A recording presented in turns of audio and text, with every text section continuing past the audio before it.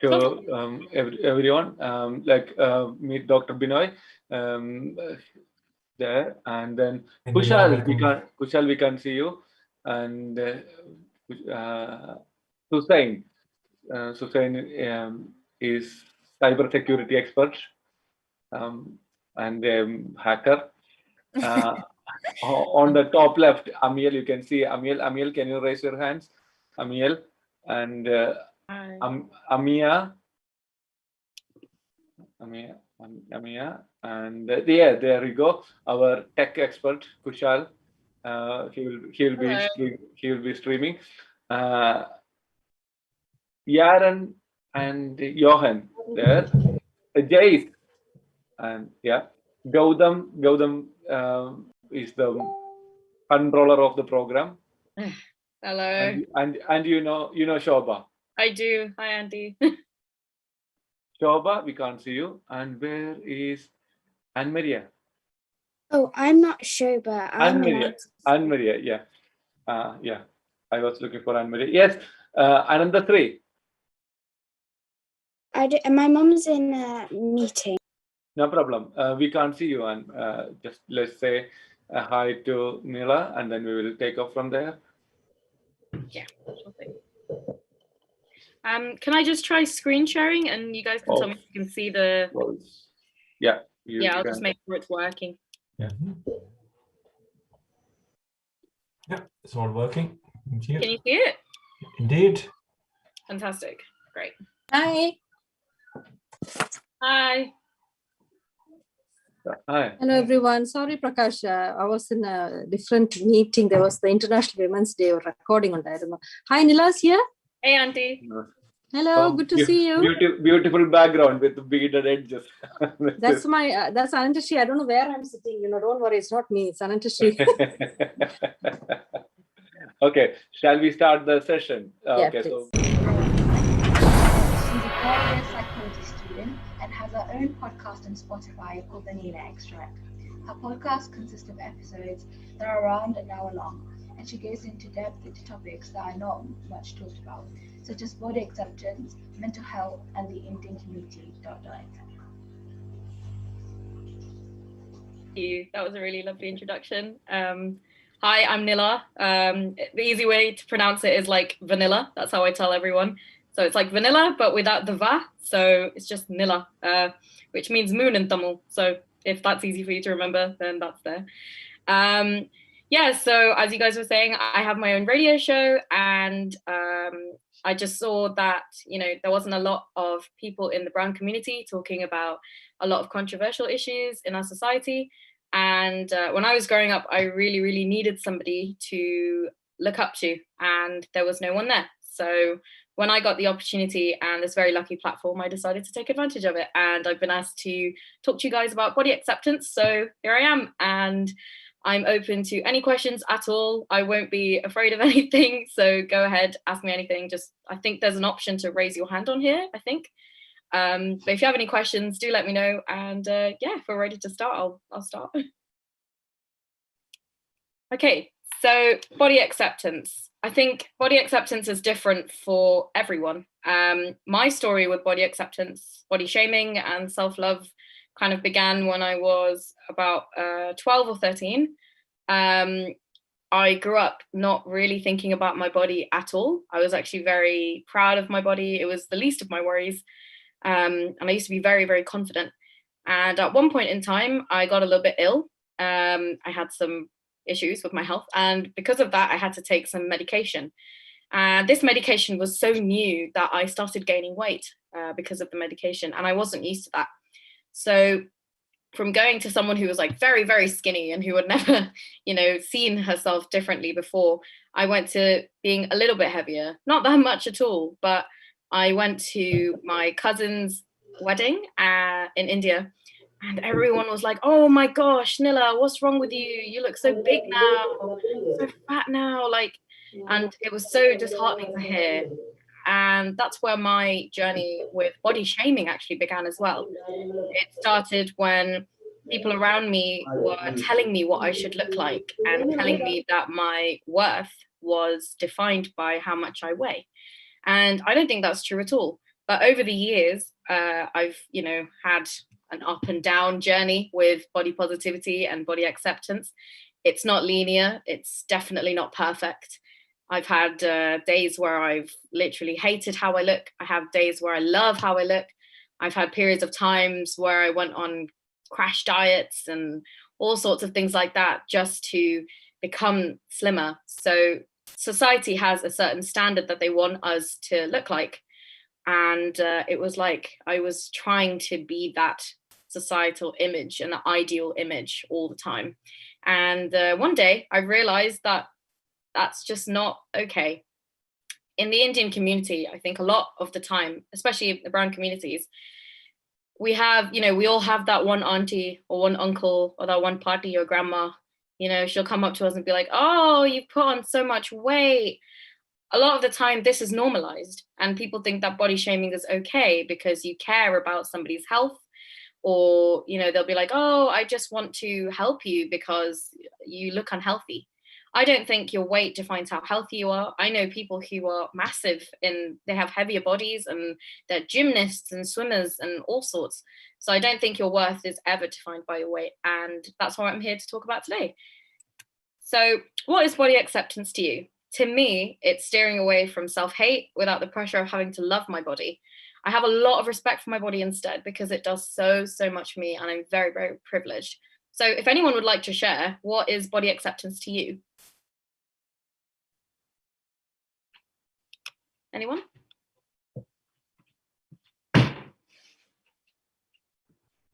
Loving every part of yourself, embracing what you have, and then making sure that, like you said, don't have body hate. Yeah, I think there's a big difference between body positivity and body acceptance. Mm-hmm. So body positivity is, it's a lot of the time led by white Caucasian women who are actually quite slim. So you're like, oh my gosh, where are people who look like me? I'm not the thinnest person in the world, and that's okay. And I think body acceptance is when you're just very neutral, and you love your body regardless. So yeah. Oh, sorry. So here's a question. True or false, body image issues only affect women or teenager women or older women? True or false? Anyone know? False. Yeah, it is false. You're right. It actually affects anyone, men, old men, young men. A lot of the time people don't express it, and that's really unfortunate, but it affects anyone and can affect anyone, and it is okay to struggle from something like that.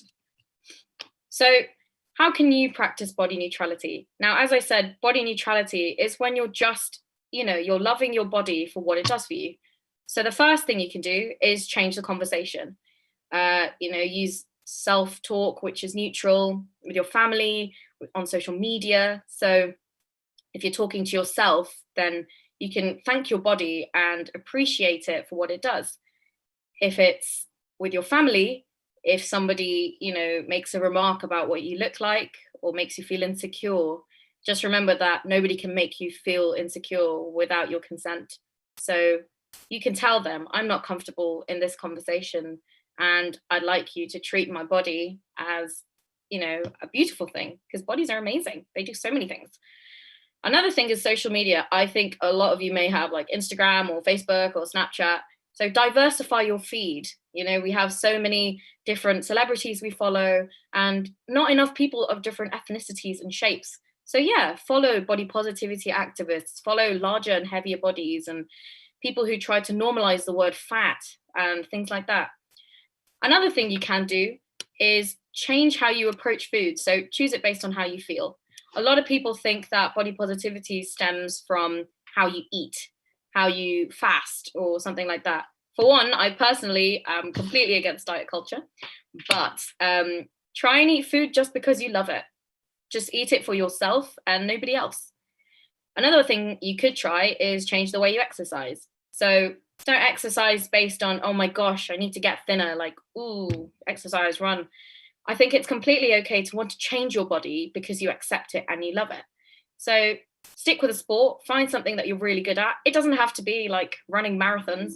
It could just be playing badminton in the garden, or I don't know, doing 30 cartwheels, whatever suits you. So don't feel pressured to exercise a certain way just because everyone else is. This is one of my favorite things. I do things called self-care affirmations. Sometimes I just take a complete day off. I watch TV, watch something on Netflix, put my feet up. And sometimes I get up in the morning and I'm not feeling too good about myself. So I look at myself in the mirror, and this might sound a little bit weird. It was for me at first. But I just tell myself, like, you are confident and you are brave and you're beautiful and you're incredible and you can do so much with yourself. So self-care affirmations, I think, are very, very important. The last thing you can do, now this isn't limited to these options, there's so many things you can do, but keep the conversation going. There's not enough people in the brown community talking about body positivity and body acceptance. And it's something that has taken up the media by storm. More and more kids are insecure at school, and especially now being at home in isolation and in quarantine, our bodies are bound to grow, right? We're all growing people. Yes, we're going to gain a little bit of weight, and that's completely normal. So you shouldn't feel ashamed about it, because you guys are amazing regardless. It's just not changing. So body shaming.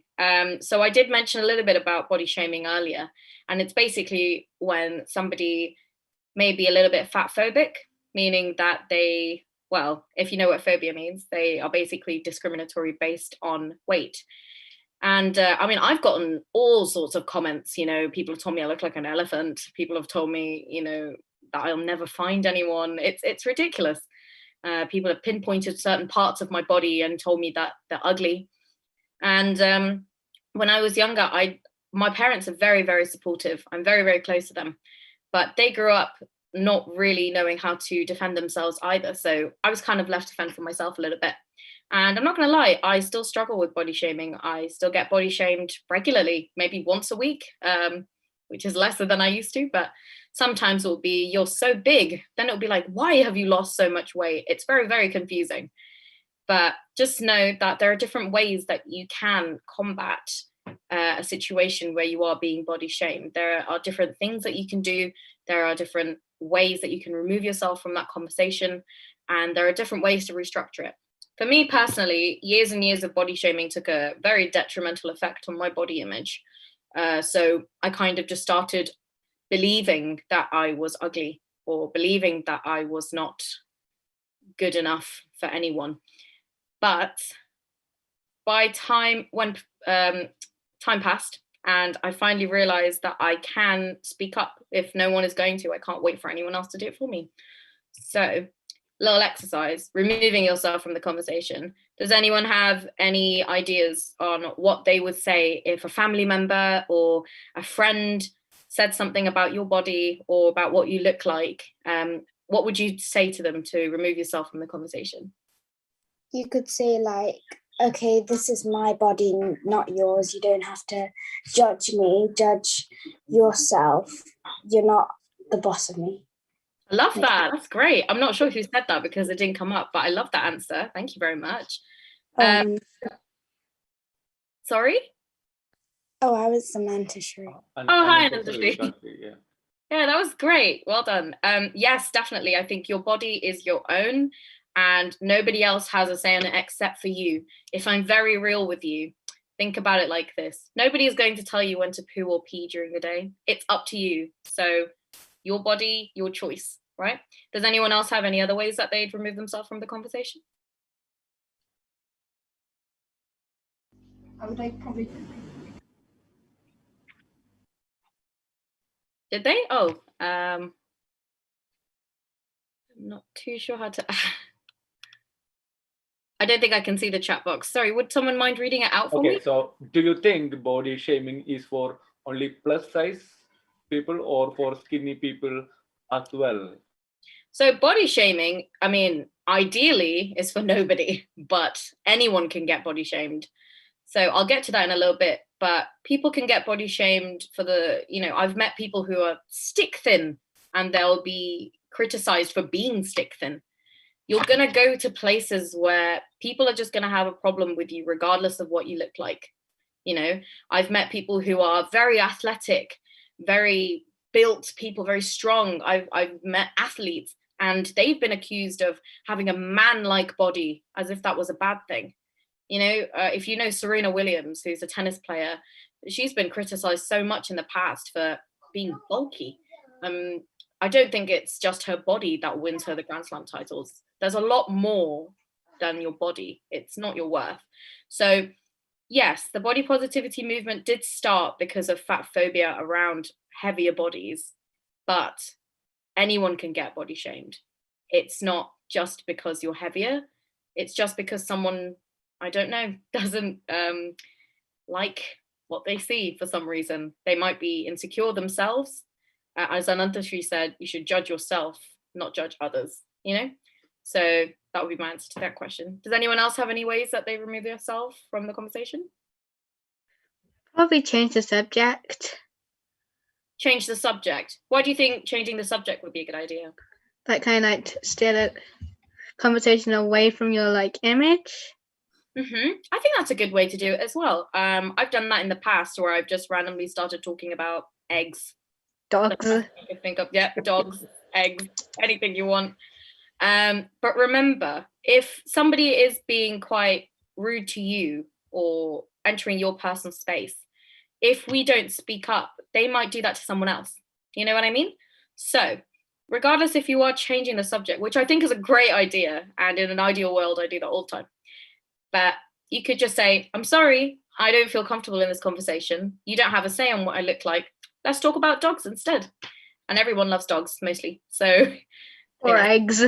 Or eggs. Yes. A lot of people love eggs.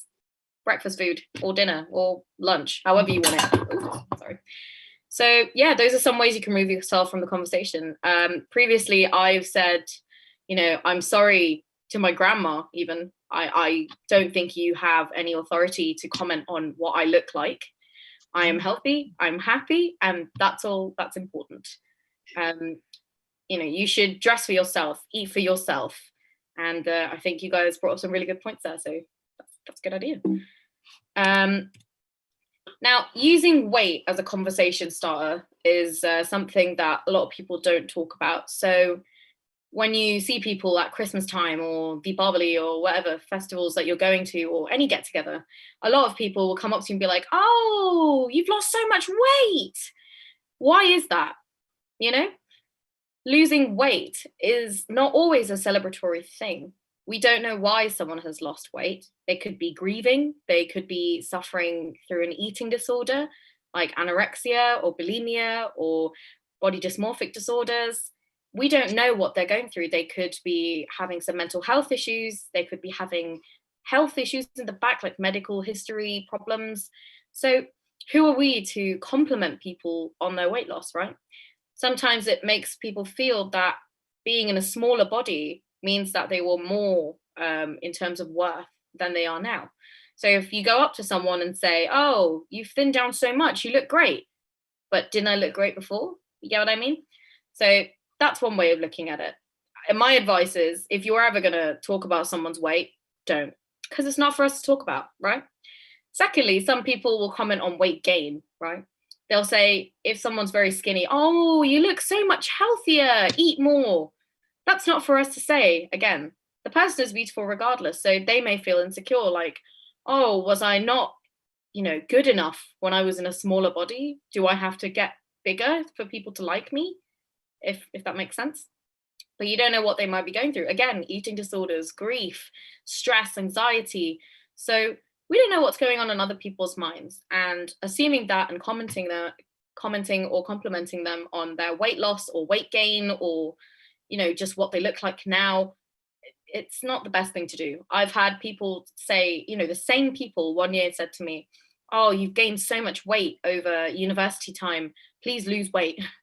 I lost some weight, not because of them, it's because I joined a football team. I came back the next December and they were like, oh, you lost so much weight, you look unhealthy now. Who's that for them to say? I was in my best shape I've ever been. I could run kilometers and run circles around them, but they're not going to know that, you know? So your worth is not defined by your weight. There are a lot more things that you can compliment and a lot more than weight that you can talk about. So, for example, eyes, glasses, hair, smile, warmth. Does anyone else have anything that they could compliment somebody on other than weight? Any ideas? Talents. Yeah, Yeah. Shoes. Yeah. Clothing.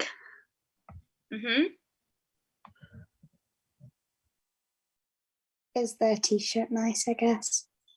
Yeah, t-shirt might be nice. Certain accessory. So there's so many things that you can compliment someone on, right?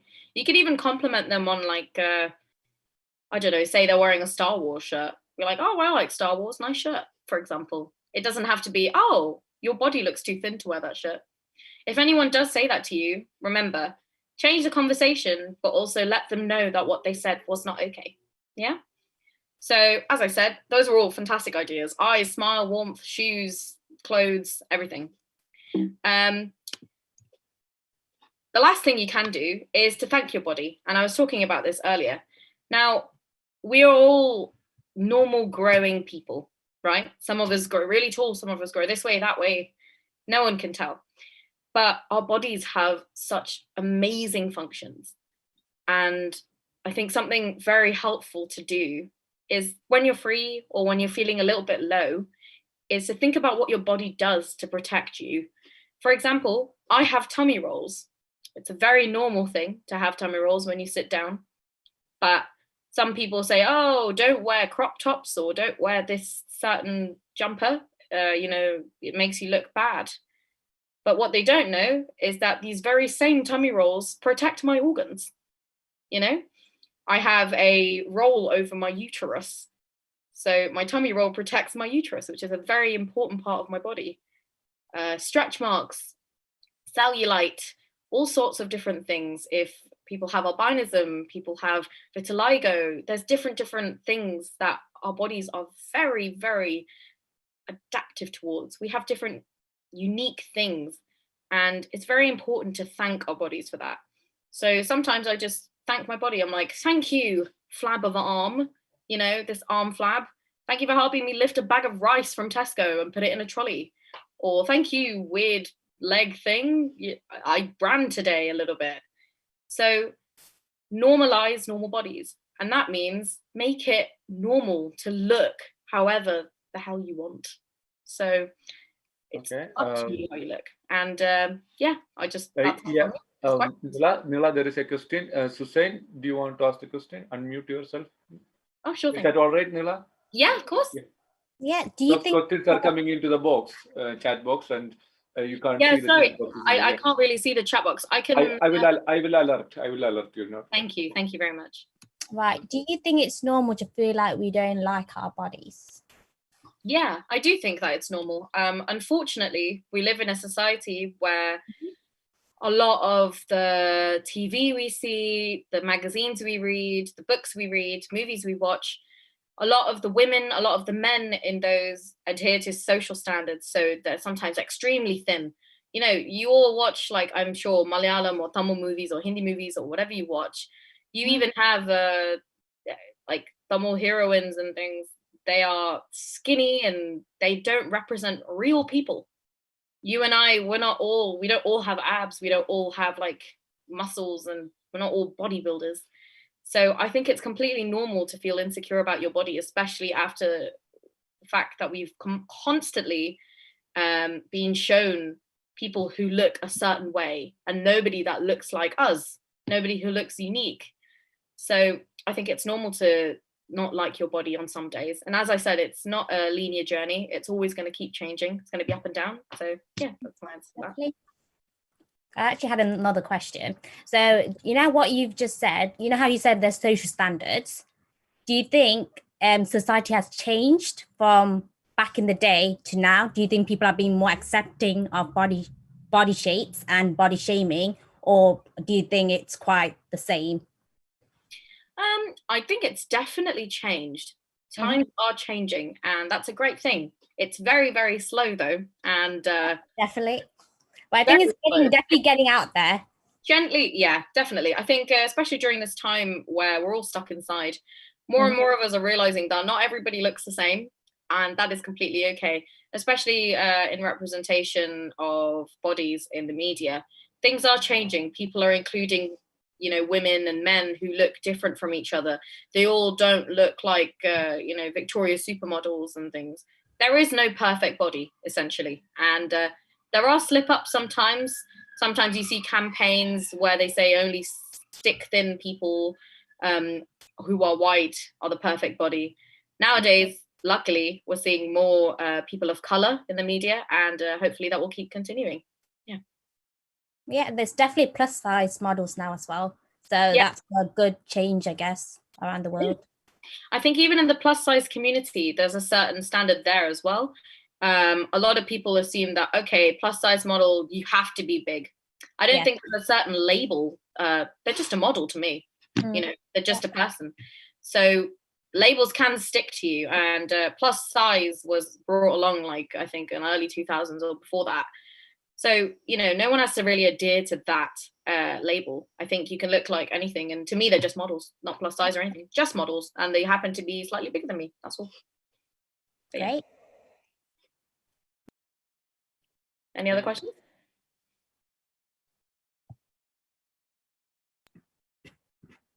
Can I just ask one more? And then I'll leave you alone. Ask as many questions as you like. So what would you say was your first 3 tips that you would say helped you learn to love your body? Or what would you give the tips out to the children here? What's the 3 tips that you kind of maintained in order to love your body and stuff like that? So firstly, as I was saying before, just thank your body. It's very easy to do. When you wake up, just look at yourself in the mirror and go like, you're amazing. Just keep going. It doesn't matter what anyone says. Second thing is stand up for yourself. And that's a big part of self-love. When you defend yourself against someone who says that you are not looking great today, it feels incredible when you've told them to just go away. And just hold your ground. Another thing would be respect your body as well. Feed it well, nourish it, love it. And that's what I'd say. Nice. Do you think it would be all right to accept your body, even if you're unhealthy and not doing well with your body? Is it still all right to accept your body, or do you have to try and overcome that?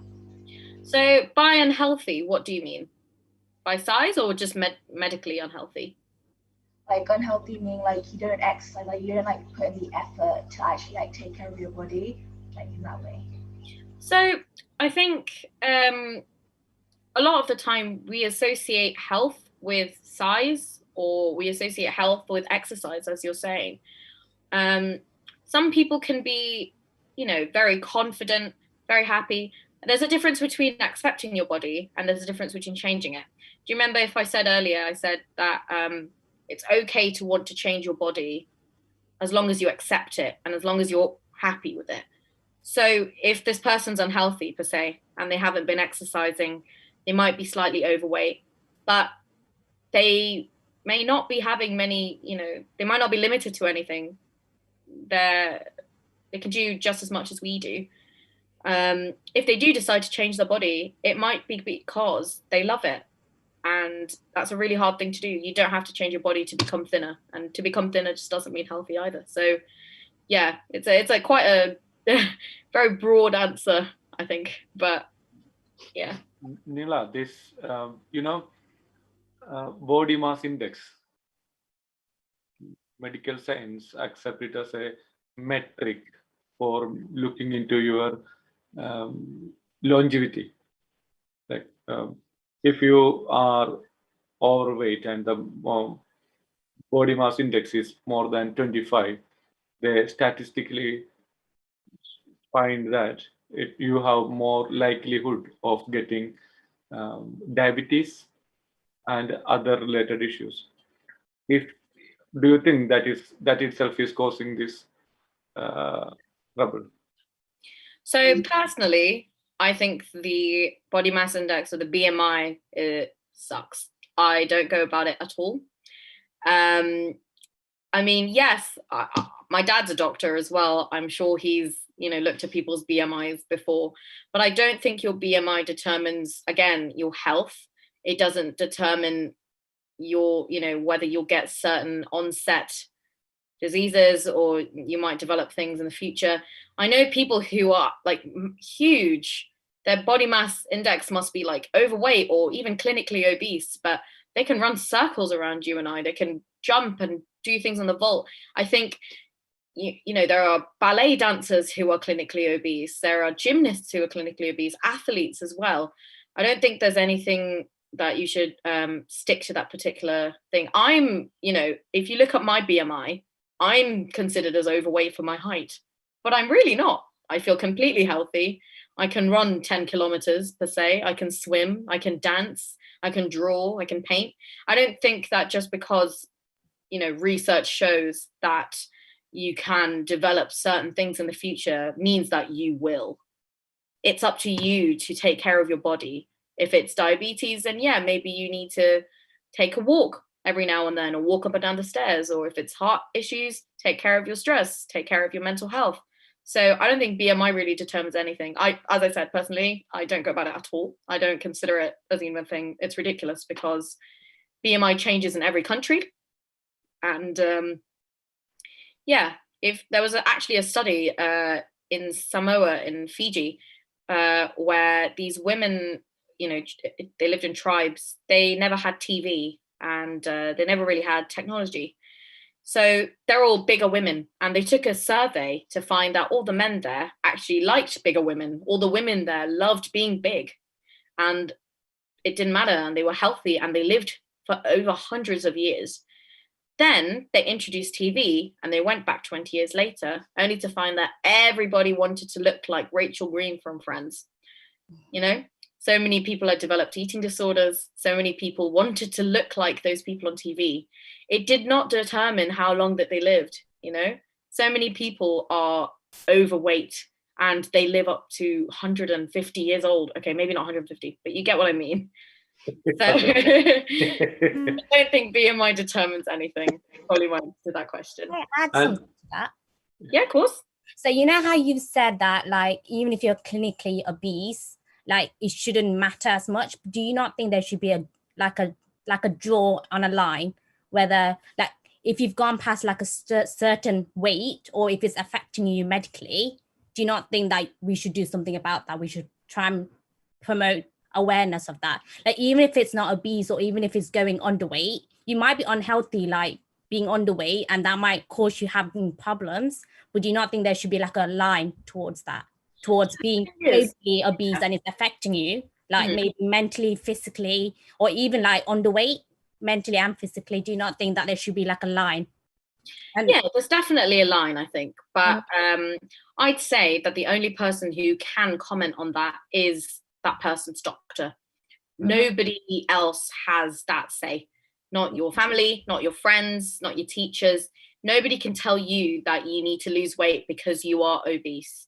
You don't know that person's medical history, and frankly, it's none of our business. But yeah, I do agree with you. But again, I don't think it should be any of our right to tell someone that they are unhealthy without knowing what they are going through. It's just up to their doctor and their medical professionals, and they know a lot more than me, and some of you may do. So yeah. Nila, this is the problem. Doctors send regularly the letters that you are overweight. And they look at your length and breadth and then calculate the BMI and look, you are in a bad shape. You have to start doing something, and they advocate. So this is an institutional thing. Yeah, I think it's something that has, as you said, evolved. Like something that I did see was body standards have changed like clothes. One point in time, there was a thing called the heroin trend. It's where every model looked like this. And then there was one point in time where doctors were saying, oh, you guys are the perfect weight. It's quite silly just because of a BMI, but this person may have been going through a lot. So I know that doctors do label people as unhealthy, or they may give you advice, but at the end of the day, they are your doctors, so definitely listen to your doctor. But it is something that needs to change. I think they may have an underlying reason as to why they're giving this advice. As a doctor, they can't be biased towards you as a person. They have to give you what they see. But it does need to change. And if someone tells you you're overweight, it can feel really hard to hear and really hard to process, but it doesn't limit you from doing anything. And If they anything, have, you've got new skills. Yeah. and they have a different number for Asians, you know. For everyone else, it is 25, and for Asians, BMI is 23. So if you are above 23, we are in danger, and they Yeah. will send us the letter. Yeah. Again, I Have you received any letters? No, I haven't received any. Don't. So no. I mean, if I'm checking my weight, I do at home. I don't actually check my weight unless I really need to, or if I need to weigh my suitcase when I'm going on holiday. Personally, for me, I find it quite harmful for my mental health. I don't like looking at scales. I don't think your worth or your health is defined by a couple of numbers on a scale. And Nila, there is a question from Anugraha. Anugraha, unmute your phone, mic, and ask the question. Anugraha.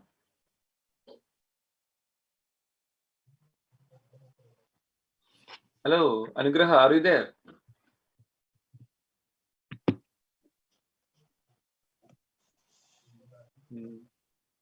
Okay, she is asking.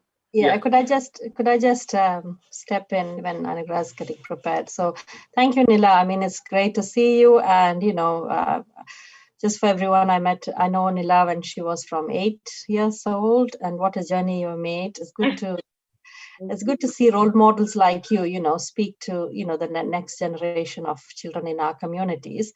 I think what I get from your presentation today is about confidence. I mean, I as a sociologist, we speak about bodies and body modification. We speak about the slender body, and I agree with you that historically, we have constructed the body. If you look at 18th, 19th, 20th century women, the fatter you are, the plumper you are, it's an indication of being from middle or upper class. And beautiful, and you had the corsets to shape your body, isn't it? It's only perhaps in the last 20 years or so, there was a preference for the slender body. So yes, the body is historically constructed.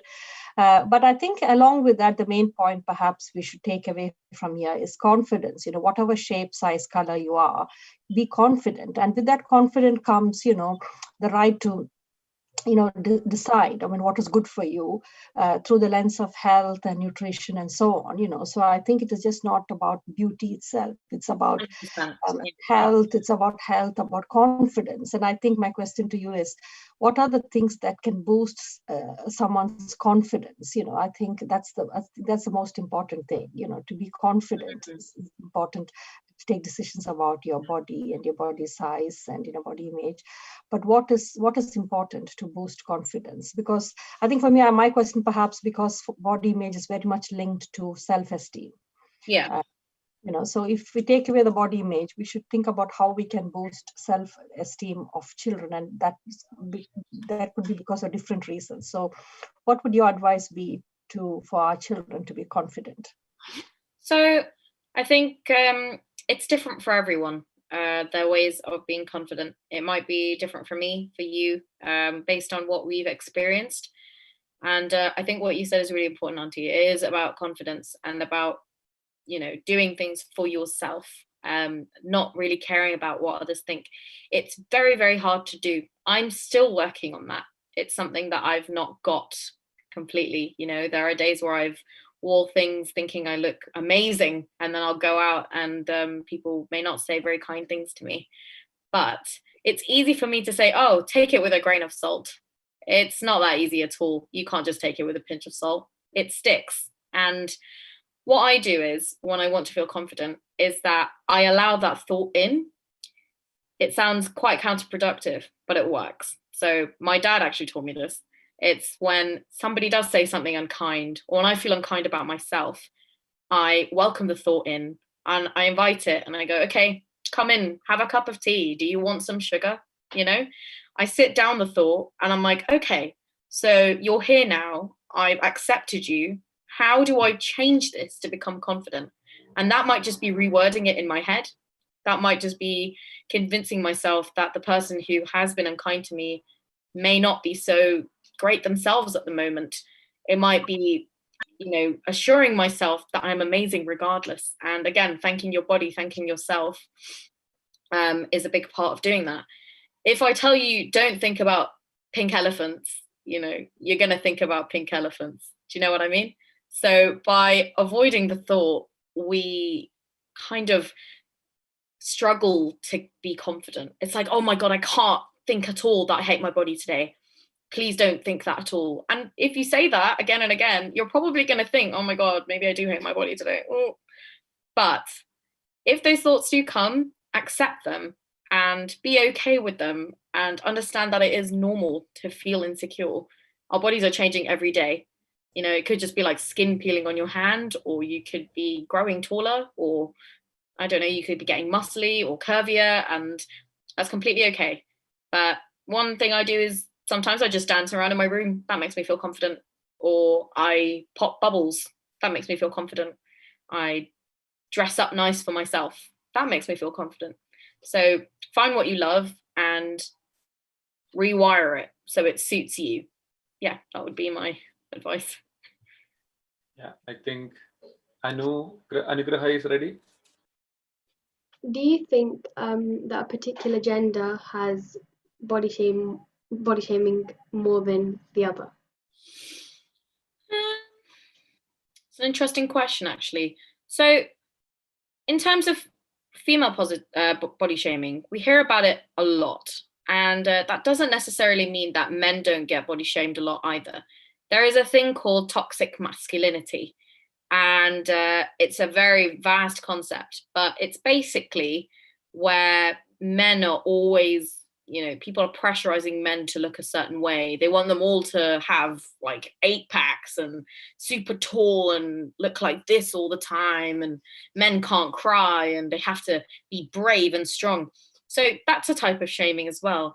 And it happens, very secretively sometimes. Men, unfortunately, come out with how they're feeling because society has made them feel like men aren't meant to feel like this. They aren't meant to feel insecure, but they can too. So I don't know if, I haven't really looked this up. I'm not sure if men or women in particular have it worse, but I know that both of them do get body shamed and it's just not talked about enough. Yeah, I hope that answered your question.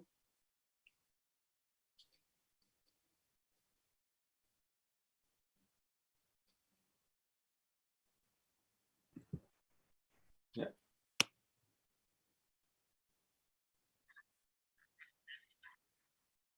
Sure thing.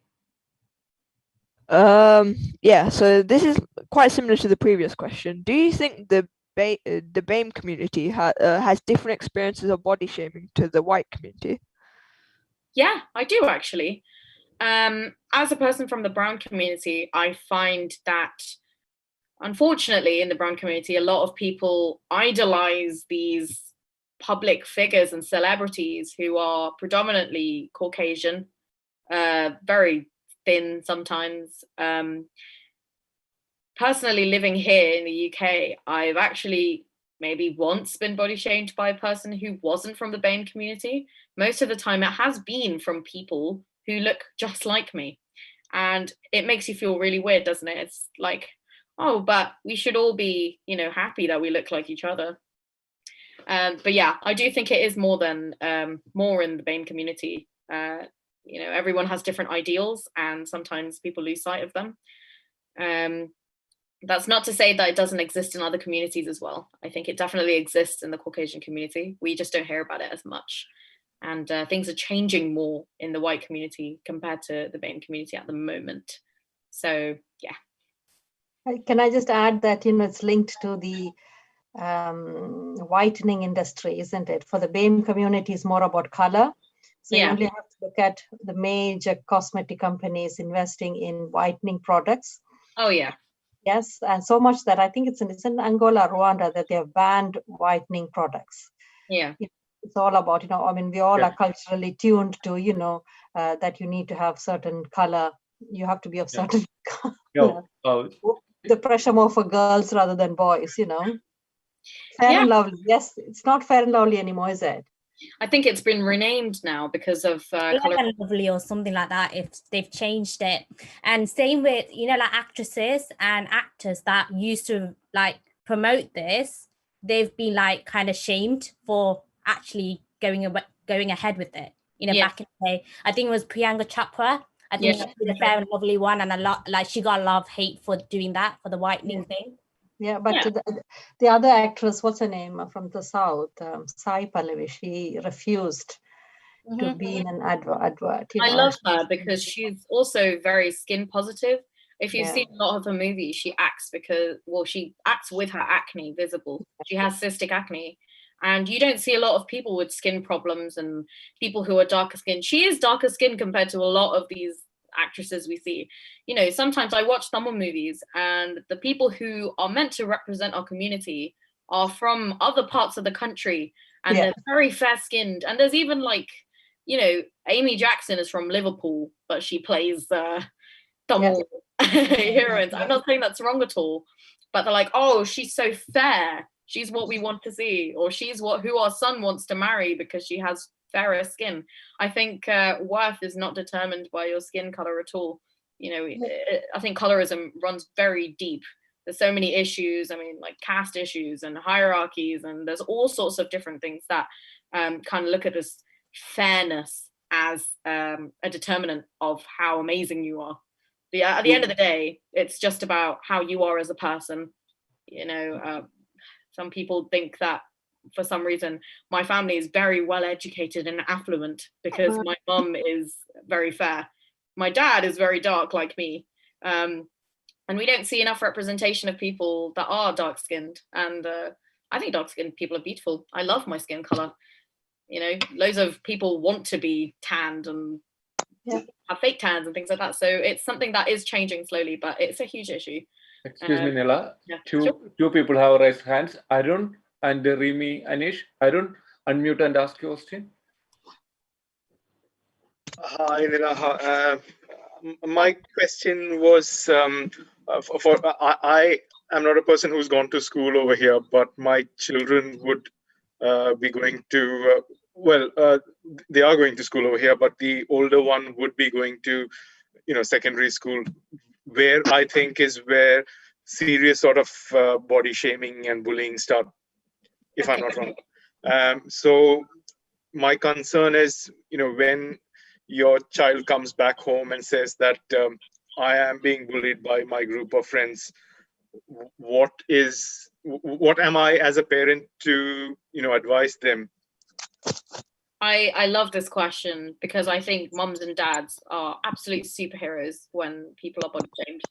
A lot of the time when I was body shamed, the first person I'd run to is my mum or my dad. You know, I'd just be like, oh, Abba, they're saying mean things about me. And I want that support from my parents. So I love this question. Thank you for asking it. I think the first thing to do is acknowledge what has happened. I've seen people who just kind of go, oh, they body shamed you. Who cares? Just leave it. To your child, it doesn't seem that way. It hits a lot heavier because they've come from a safe environment that is primary school, for example, where everything is laugh and play, and they're suddenly exposed to so many people who have so many opinions, and they're exposed to so many different resources. So just telling them, okay, take it easy. It's not going to change anything. But I think by acknowledging what they're feeling and acknowledging that they may feel insecure, and then helping them to realize that they are amazing regardless, and reassuring them that it doesn't matter what they say. I think that's really important. Making it a safe conversation at home, and then making a safe space at home where you expose them to diverse bodies that don't look like you, bodies that look big and small, and letting them know that just because somebody has made fun of their weight or their color, it doesn't mean that they are limited to anything. I think it's a hard thing to do, but you have to keep on motivating them and make sure that they feel safe at home to be themselves, even if that's not at school. But yeah. And Johan, Yaren, Rimi, Anish. Yeah, so Yes. does body shaming have anything to do with sexism and racism? That's a very interesting question. I think it does in some ways. very cool question. So body shaming sometimes, yes, it does have to do with sexism. A lot of people, as I said, they think that women should look a certain way. They think that men should look a certain way. You know, they're like, okay, women who are getting married, they should all look thin and they should all be very fair-skinned. They may body shame you because of that. If you're getting, you know, if you're going for a job and you look a certain way, people may not hire you because they think your race is generally unhealthy. For example, I did have a friend who, she's not obese or anything, she's chubbier than me, but she went for a job interview and they actually refused to hire her because she was Indian. And they said that, oh, Indians are usually quite unhealthy, so we don't expect you to last long here. My friend is actually a very, very talented tennis player, so little did they know. But I think it totally has, you know, underpinnings of race and sexism. Some people associate certain body shapes with certain races. So yeah, I think definitely has associations, yeah. Shobha, you have raised your hand. Shobha and Arun. Oh, that's me, not my mom. Ah, okay, Anandasri, yes. Oh, yeah. So I'm in primary school now, and I haven't been body shamed, but I did have a friend, and she's plus size, and What was that? Oh, sorry about that. I couldn't hear what you said on Ananthashri. Do you mind repeating that? Oh yeah. So I am in primary school and I have a friend and she's plus size and she has been body shamed, but also there's with older ages, like if you're in secondary school or university, my question for you is, do you think there's more likely you would have been across racism and been body shamed in primary school more than secondary school? So do you think like there's more chance you're going to be body shamed if you're younger or older? I think that's a really, really good question. Thank you for sharing that. I can't believe the last time I saw you was when you were a baby and you're asking me such cool questions like this now. I'm just like, wow, I feel very old. But yeah, I don't think the racism in itself is an awful thing, you know? I'm sure people who have immigrated here from a long time ago know that times have changed. There are mean people everywhere.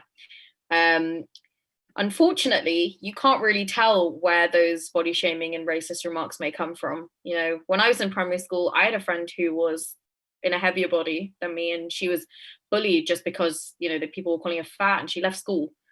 Same thing happened to my friend in secondary school. Same thing happened to my friend in university. So there are always going to be people like this everywhere.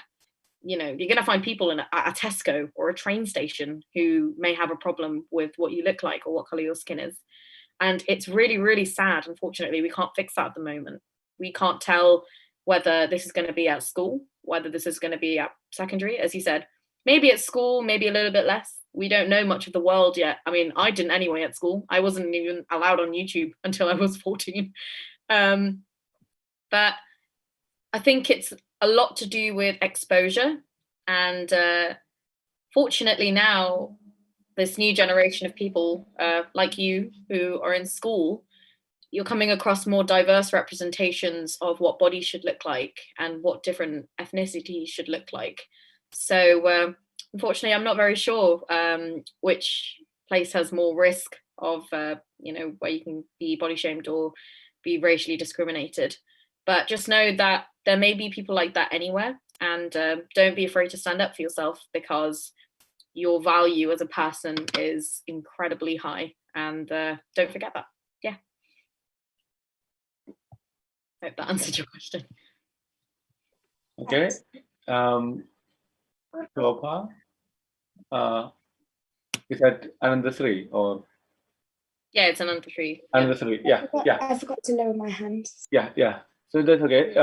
If there are no other questions, shall we move on to the last part of the session? And just to give you a brief idea about our children, Nila, these kind of sessions are organized by, run by our children. Like you might have noticed, the welcome speech was conducted by Anne Maria. And yeah, I loved it. Thank you. We used to run a book club, and they used to run the book reviews, and then queuing, introduction, and all the stuff were conducted by them. And we do have a debate club, and they are very active participants. Now, Gautam will be telling you the thanks. So I invite Gautam. This was a very fantastic, but I'm not taking any of Gautam's speech. So I hand it over to Gautam. Gautam, you can do your bit. Hello. Well, we would like to thank you, Nila, from us at Jothi Learning, for this very fabulous and informative session, and for opening our eyes on body shaming and image. You have taught us that nobody defines your body, and that you should be proud of your body regardless of shape and size, and that your body is fabulous in every way. I'd like to thank you all for attending this session, and I'd also like to thank Kushal Uncle for streaming this. Thank you all for attending. Thank you. That was really lovely. Thank you. I'm glad that you guys learned something, and I hope you can take this with you and stand up for your friends, stand up for your family members, just make them feel loved. Thank you so much. Thank you, Nila. Thank you very much. I hope you'll be happy to come again and talk to children. And Anne Maria, Gautam, Ami, and Amir, they were listening to your Spotify podcast. Oh, that's so cool. Anne Maria has listened to many of them, and I told her to talk about it, and she's saying no. No, that's incredible. I didn't know I was reaching younger people. That makes me feel so happy. That's why I do the show. And, as I said, growing up, there were no people of color who looked like me.